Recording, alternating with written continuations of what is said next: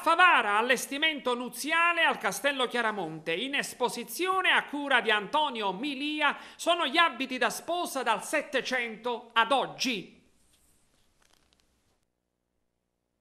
Antonio Milia, delle spose di Milia al Castello Chiaramonte di Favara, avete allestito una mostra di abiti da sposa dal Settecento ad oggi. Abbiamo ricostruito un po', visto il tema, la cornice al quadro, come si suol dire, perché questo splendido castello di Favara, come tanti altri talenti di Favara che fanno parte delle meraviglie di questo paese che sta risorgendo come una fenice e sta recuperando tutto il tempo perduto, abbiamo voluto battezzarla perché sono tutti creati da sarti siciliani, perché tutto si può dire al 70% del Made in Sicily. Sono 118 abiti, di cui quasi la maggior parte sono costumi d'epoca sul vero senso della parola.